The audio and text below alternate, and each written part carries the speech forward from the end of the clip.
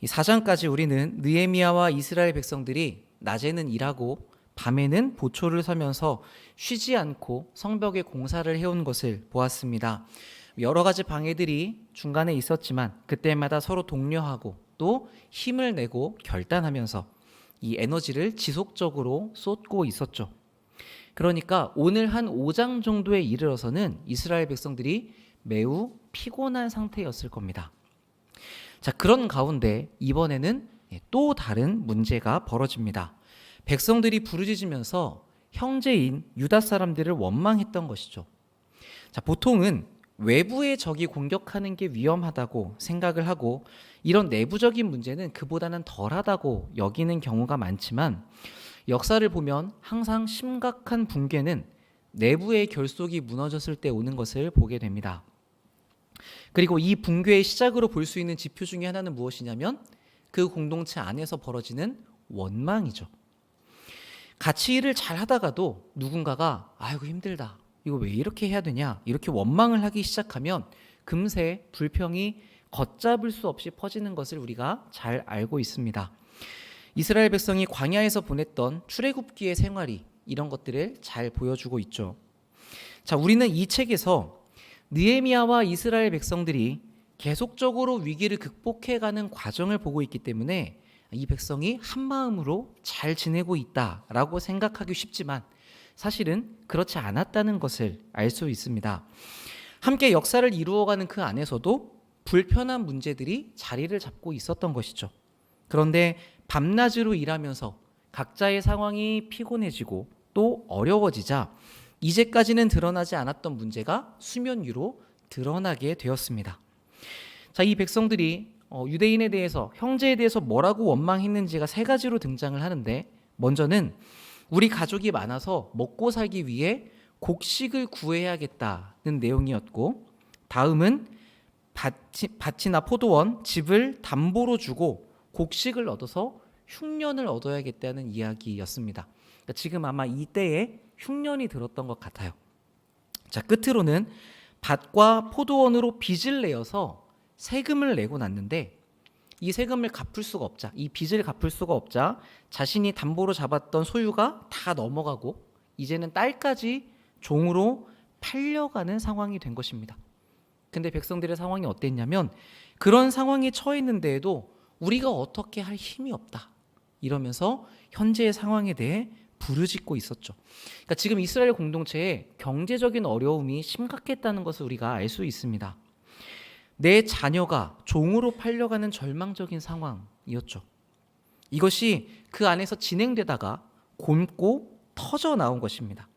자, 만약에 여러분이 느헤미야의 상황에 있다고 생각을 하신다면 여러분이 지도자인 공동체에서 밑에서 이런 이야기들이 들린다면 여러분은 어떤 마음이 드시겠습니까? 어떤 분은 누가 도대체 이런 불법을 행하는가, 누가 동족을 팔아넘기는가, 이렇게 분노가 폭발하시는 분도 있으실 것이고, 또 어떤 분은 그러게 왜 담보를 잡히고 그렇게 보증을 섰습니까? 한 걸음 떨어져서 이거는 당신이 잘못한 겁니다, 객관적으로 이야기를 하시는 분도 있으실 것 같습니다. 그러니까 공동체 안에 우리의 성향은 이렇게나 각자 다르단 말이에요. 그런데 자, 반대로 이제 여러분이 이 어려움을 겪고 있는 당사자라고 한다면 여러분이 그 얘기를 하셨을 때 지도자가 어떤 모습을 보이면 좋으실 것 같으십니까? 누군가가 막 그 자리에서 화를 낸다고 하지만 그렇게 즉각적으로 화만 내다 보면 무언가 문제가 해결이 안 될 수도 있고, 자, 반대로 내가 봤을 때는 당신이 잘못했습니다, 이렇게 이야기를 하면 또 배신감이 느껴지는 때도 있죠. 그러니까 그래도 나를 책임지는 지도자라고 여기고 있는데 그거는 너가 잘못한 거야, 이렇게 이야기를 하면 우리는 실망스러울 때가 있습니다. 그래서 이 리더의 자리라는 것이 참 어려운 문제인데 오늘 느헤미야는 좋은 지도자의 모습을 보여줍니다. 백성들의 이야기를 듣고는 그들의 아픔에 공감하면서 어떻게 이런 일이 벌어질 수 있는가 크게 분노했다고 하죠. 자, 그런데 분노하지만 대책 없이 감정을 폭발시키지는 않습니다. 분노하면서 동시에 깊이 생각했다고 기록이 되어 있죠. 자, 우리가 볼 때에 화가 나는데 어떻게 그 순간에 깊이 생각하느냐. 이 두 말이 붙어 있기가 어려운 것 같지만 그렇지만 오늘 본문을 통해서 충분히 가능한 이야기라는 것을 우리가 알 수 있습니다. 느헤미야는 분노했으나 이 감정을 잘 통제하면서 일의 전후를 신중하게 고려하고 움직입니다. 그런데 이 느헤미야의 분노는 한순간에 폭발하는 감정적인 것이 아니라 바르지 못한 일에 대해서 터져나온 분노였기 때문에 그가 일을 처리하는 과정 가운데 적절하게 이 분노가 사용되는 것을 우리가 보게 됩니다. 일을 어떻게 처리할 것인지 계획이 선 느헤미야는 먼저 귀족들과 지도자들을 불러서 형제들에게 높은 이자를 취한 사실에 대해서 꾸짖습니다. 그러니까 백성들이 지금 이런 경제적인 곤란을 심하게 겪는 것은 지도자들이 높은 이자를 취했기 때문이죠. 그 일에 대해서 느헤미야가 불러서 호되게 혼을 냈다고 기록됩니다. 자, 이스라엘의 율법을 보면 하나님께서 형제들끼리는 빌려주더라도 이자를 받지 말라고 말씀하십니다. 이방인에 대해서는 괜찮지만 너희들 가족끼리는 그러지 말아라 이렇게 말씀하신 것이죠. 대가 없이 도움을 주고받되 그 돈의 문제 때문에 서로가 갑을관계, 주종관계에 묶이지 않도록 하나님께서 배려하신 것입니다. 그러니까 지금 이스라엘 백성이 처한 문제는 단지 먹고 살기 어려워졌다. 어떤 돈과 관련된 문제를 넘어서서 이 공동체가 하나님의 말씀을 따라 사는가 그렇지 않은가 정체성을 논하는 중요한 문제였던 것이죠. 자, 그런데 누가 지금 이 말씀을 어기고 있습니까? 그 백성들의 지도자들이, 권력층이 하나님의 말씀을 벗어나 있었습니다. 그것도 지금 이스라엘 백성이 무슨 일을 하고 있냐면 우리가 하나님의 백성다운 공동체를 회복하자. 그래서 성벽을 세워가고 있는데 이 성벽을 세우는 일에 물심양면으로 지원하고 있었던 지도자 계층이 가장 앞서서 하나님의 말씀을 어기고 있었던 것이죠. 이 상황이 느헤미야에게는 고민이 됐을 것 같습니다. 느헤미야는 지금 이 공사 책임자였잖아요. 이 일을 진행하는데 무엇이 필요합니까? 네, 반드시 돈이 필요하거든요. 하루 이틀 동안 벌어지는 일도 아니고 오랜 시간 동안 공사에 들어가는 자재의 비용도 돼야 되고 또 그 공사 기간 동안 이 백성을 먹일 양식값도 필요합니다. 그러니까 이거를 느헤미야가 다 될 수가 없으니까 지역 유지들이 분명히 재산을 들여서 이 일에 참여했을 거란 말이에요. 그런데 공사를 마쳐야 되는 이 입장에서 그 사람들의 잘못을 지적한다는 게 쉬운 일이 아니었을 것입니다.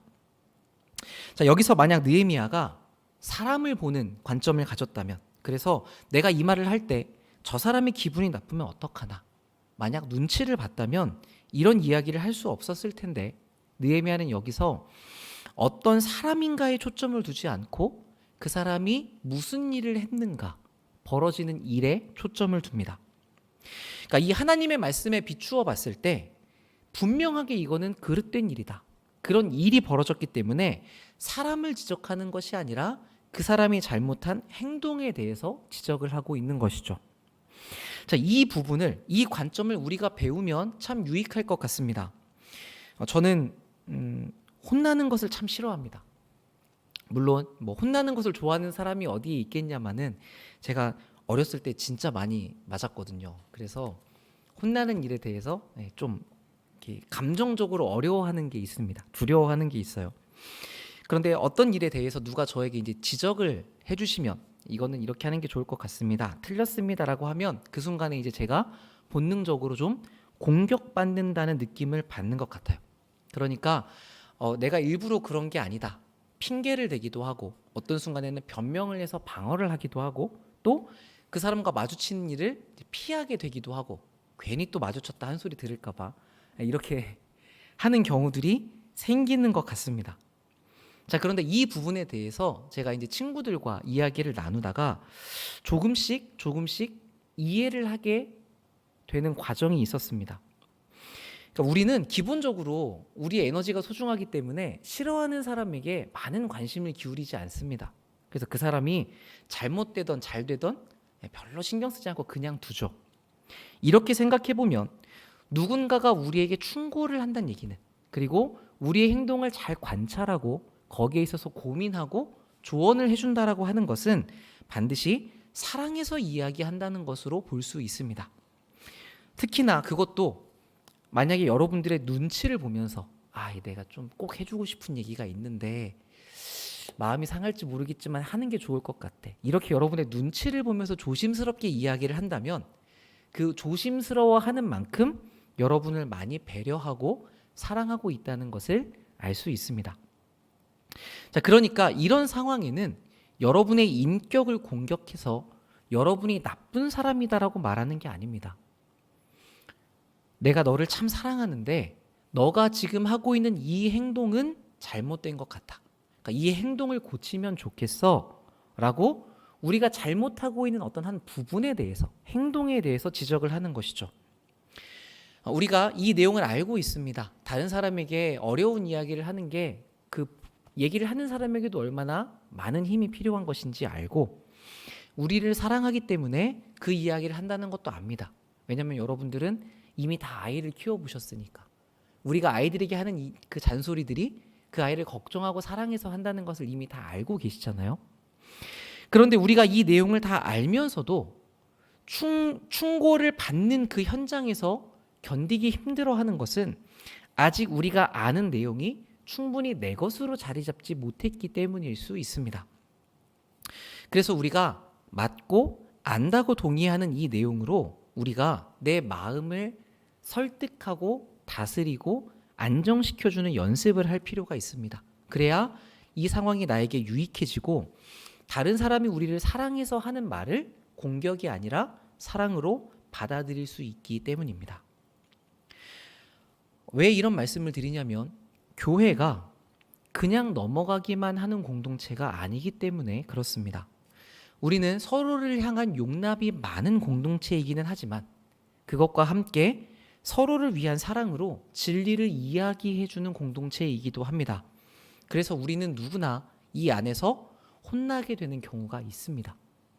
만약에 어떤 교회 공동체가 있는데 서로를 향해서 아무런 충고도 없고 누가 누구를 혼내는 일도 없다고 한다면 이 공동체는 서로를 사랑한다고 말하기 어려운 것이죠.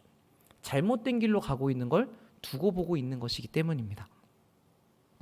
자, 그래서 교회는 나이가 많건 적건 간에 교역자이거나 아니건 간에 이런 조건들을 떠나서 누구나 말씀에 비추어 보아 잘못된 부분이 있다면 지적을 받습니다. 자, 그 상황에서 우리가 오늘 이 말씀을 생각하시면 좋을 것 같아요. 나를 나쁘다고 공격하는 것이 아니라 지금 내 어떤 행동을 교정해 주려고 하는 것이구나. 그래서 내가 더 좋은 사람이 될 수 있도록 사랑을 베푸는 거구나. 이렇게 여러분들이 이해해 주시면 좋을 것 같습니다. 자, 그런데 제가 볼 때 느헤미야는 진짜 무서운 사람이에요. 왜냐하면 이 일도 우리가 참 어려운 일인데 느헤미야는 여기서 한 걸음 더 나아갑니다. 이 공동체에 뿌리 박힌 문제를 확실하게 해결하기 위해서 대회를 열죠. 큰 모임을 엽니다. 사람들을 다 모이라고 하고 잘못한 귀족들을 앞에 세웁니다.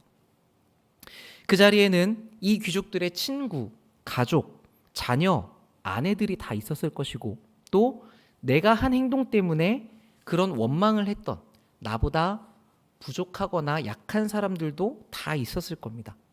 이 모든 사람을 앞에 두고 느헤미야는 분명하게 말합니다. 우리는 이방인의 손에 팔린 형제를 힘을 다해서 찾아왔는데 너희는 왜 형제를 팔려고 하느냐?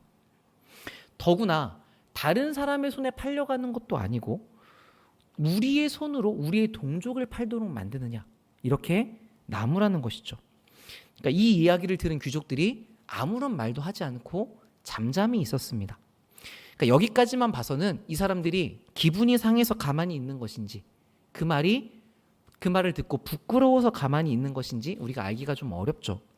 느헤미야가 계속해서 말을 이어갑니다. 9절을 보시면 너희의 행동이 좋지가 않다. 너희가 이방인의 비방할 것을 생각하고 하나님을 경외하며 살아야 하지 않겠느냐. 이렇게 이야기합니다. 그러니까 느헤미야가 지금 이 공동체에 진짜 하고 싶은 말이 무엇인지가 여기에 등장하고 있죠. 우리가 하나님을 경외하는 백성으로서의 공동체를 만들어 가려고 지금 이 성벽을 세우고 있는데 너희가 그렇지 않은 행동을 한다면 지금 이 공사가 무슨 의미가 있느냐라고 이야기하는 것이죠.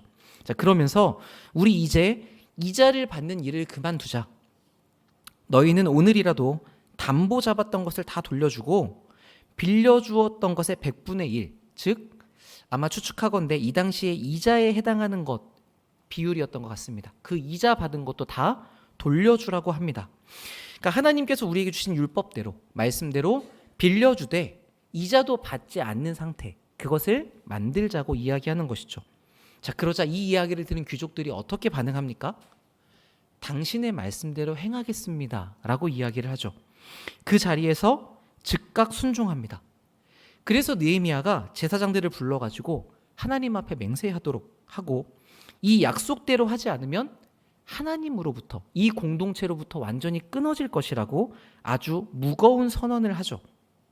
그러자 이 일에 모였던 회중들이 전부 다 아멘, 그러니까 진실로 그렇게 되기를 원합니다, 동의합니다 라고 한 마음으로 그 일에 동참합니다. 그 결과 원망의 소리가 가득했던 이 공동체가 여호와를 찬송하는 소리로 바뀌게 되죠. 저는 이 장면을 보면서 이런 생각이 들었습니다. 과연 이러한 일이 지금 이 시대에도 가능한가? 모든 사람들 앞에서 내 잘못이 폭로된다는 것은 사실 너무나 견디기 어려운 일입니다. 그래서 제가 가지고 있는 무엇이 지금 여기서 이렇게 드러나야 된다? 저라도 피하고 감추고 싶을 것 같아요. 그러니까 이렇게 보면 1대1로 찾아와서 얘기해 주는 건 양반이죠. 되게 고마운 일이라는 걸 알 수 있습니다.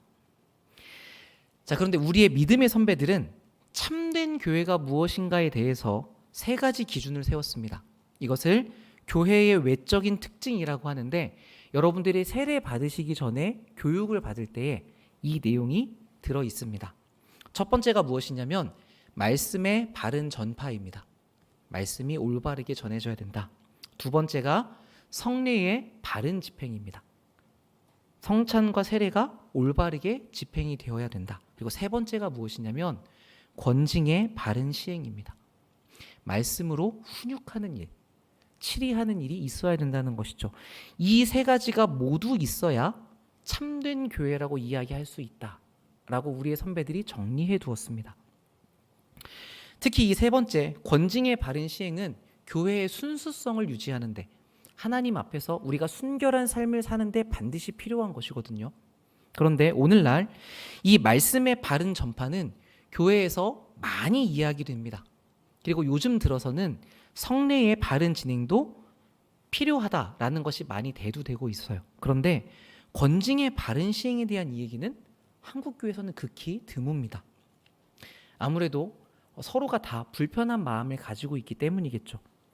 그래서 요즘에는 오늘의 본문처럼 어떤 잘못을 교회에서 말씀으로 바로잡는 일을 보기가 참 어렵습니다.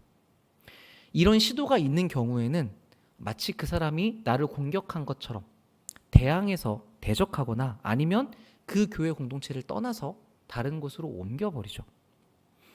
그러니까 하나님의 말씀이 정말 우리의 삶에 파고들 수 있는 그런 시스템이 어떻게 보면 우리에게는 갖추어져 있지 않은 것입니다. 그러나 반대로 우리가 상상해 볼 수는 있을 것 같습니다.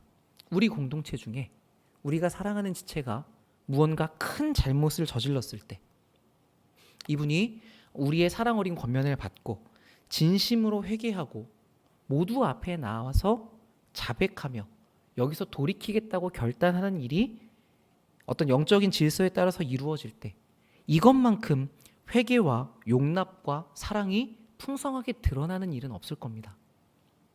그러니까 이것이야말로 우리 교회가 끈질기게 구해야 되는 하나님 나라의 어떤 모습이라고 할 수 있는 것이죠. 자, 그렇다면 우리는 생각해 보아야 될 것입니다. 나는 이렇게 모두 앞에서 잘못을 인정하고 내 이익을 포기하는 결정을 내릴 수 있을 것인가? 이 고백을 하는 것이 너무나 부끄러운 일이지만 그걸 넘어서는 용기를 낼 수 있을 만큼 내가 하나님 앞에서 진실되게 죄를 인정하고 깊이 참회하는 마음으로 설 수 있는가?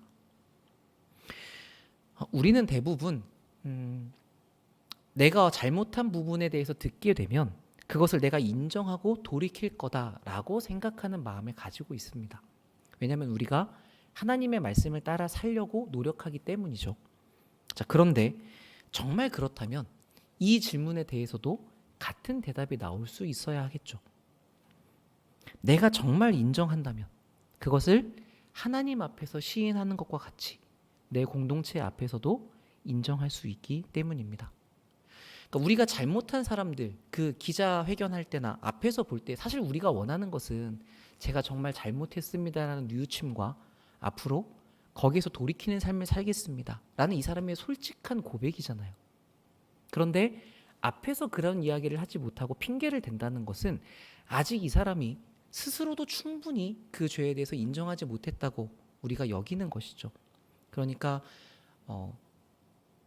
앞으로 이 앞에 세우겠습니다 그런 말씀이 아니라 우리가 정말 하나님 앞에서 회개한다고 했을 때, 돌이킨다고 했을 때 그 깊은 뉘우침이 모든 사람들 앞에서 그렇게 할 수 있는 정도의 진실된 뉘우침인가를 생각해 보시면 좋을 것 같다는 말씀입니다.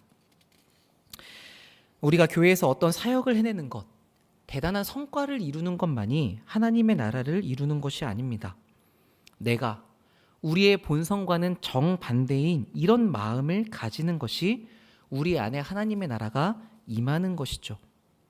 우리 각자가 이런 겸손한 자세를 가질 때 우리 공동체에 하나님의 뜻이 이루어져 가는 것입니다.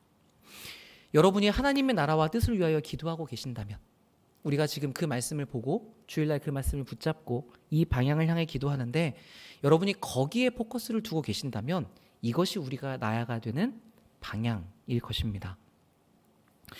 사실 생각해 보면 여러분 이 귀족들이 그 당시에 이제 힘 있는 사람들이잖아요.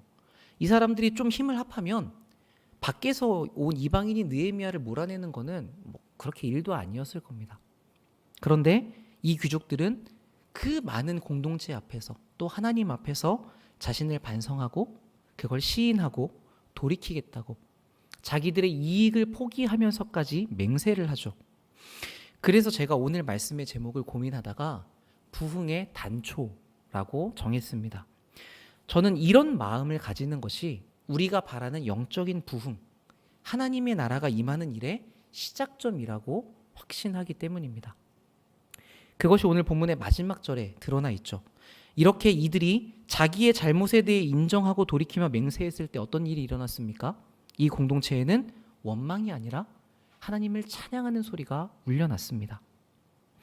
그러니까 우리 공동체 안에도 이렇게 드러나지 않은 원망이 있는지도 모릅니다.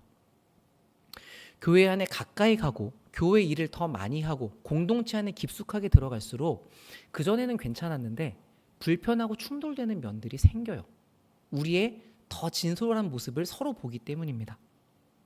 자, 그런데 그렇게 우리 안에 어떤 원망이 있을 때 그때 우리가 이 말씀들에 따라서 본문과 같이 돌이킬 수 있다고 한다면 우리가 품었던 어떤 원망도 하나님을 향한 찬송으로 바뀌어질 수 있겠죠.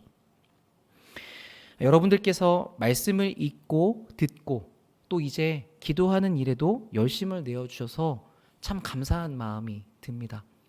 금요일 날 이렇게 많은 분들이 나와서 기도하시는 게 저에게는 참 감사한 제목 중에 하나거든요. 그래서 저는 여러분들이 잘하고 계시고 그리고 여러분의 그 마음 위에 하나님께서 은혜를 베풀어 주시고 그리고 우리가 어떻게 나아가야 되는지 거기에 응답해 주심으로써 하나님이 우리에게 함께 해주신다고 생각을 합니다. 그래서 제가 여러분들을 볼 때 참 감사하고 마음이 좋은데 자, 우리가 여기까지 왔다면 그렇다면 이제 앞으로는 이 쌓인 말씀이 우리의 인격에 일을 하도록 하는 연습이 필요하겠죠.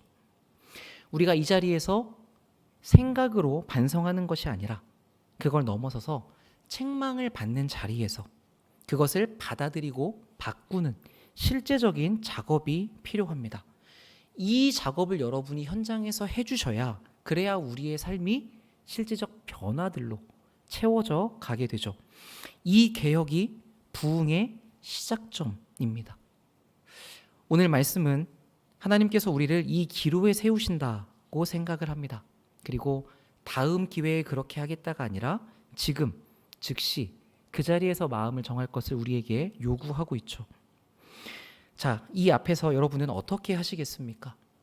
부끄러움, 자존심 또는 내 이익의 문제, 그 모든 것 앞에서 이 순종을 맹세할 수 있으시겠습니까? 다른 사람들 앞에서 내 그 부분에 대해 시인할 수 있을 정도로 정말 깊은 거기에 대한 인정이 있으십니까? 오늘 기도하시면서 고민해 보시고 결정하시고 그래서 준비되시면 좋겠습니다. 그렇게 부흥의 시작을 준비하고 연습해가는 우리 공동체가 되기를 바랍니다.